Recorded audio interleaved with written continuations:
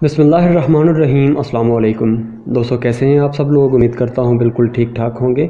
मैं हूं आपका दोस्त और होस्ट नुमान अली और आप देख रहे हैं doctor Numan Ali Hamza YouTube channel. दोस्तों, कुछ दिन पहले एक भाई ने व्हाट्सएप पे मैसेज किया था कि उसका एक कुर्बानी का वेड़ा है, उसको पहले मुँह खुर का मसला बना हुआ था।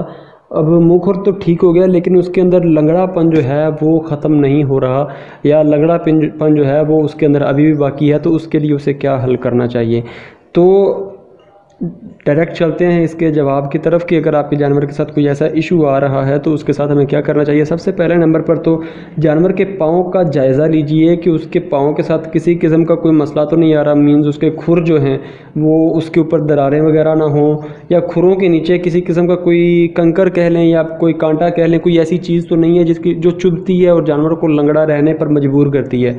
इस चीज़ का ख्याल करें। पाँव की अच्छे से सफाई करें। ये सिर्फ़ और सिर्फ कुर्बानी के जानवर के लिए नहीं है, ये हर किस्म के जानवर के लिए है। तो उसके पाँव की अच्छे से सफाई करें। उसके अलावा इंजेक्शन दो, एक कीटोपी इंजेक्शन या फिर कीटोप्रोफिन इंजेक्शन जो है आप वो लगाएं, कीटोजेक्ट के नाम से इजीली मिल जाता है। और साथ में पेन बायोटिक का इंजेक्शन, पेन बायोटिक 5 ग्राम का इंजेक्शन लगाएं। इंशाल्लाह आपका जानवर जो है वो 2 दफ़ा के ट्रीटमेंट से बिल्कुल ठीक हो जाएगा। तो दोस्तों, ये थी मेरी आज की वीडियो। उम्मीद है वीडियो आपको अच्छी लगी होगी। अगर वीडियो अच्छी लगी तो लाइक कीजिए, दोस्तों के साथ शेयर कीजिए और कमेंट सेक्शन में अपनी राय का इजहार ज़रूर कीजिएगा। तो दोस्तों, अपना ख्याल रखिए, घर वालों का ख्याल रखिए और मुझे दुआओं में याद रखिएगा। अल्लाह हाफ़िज़।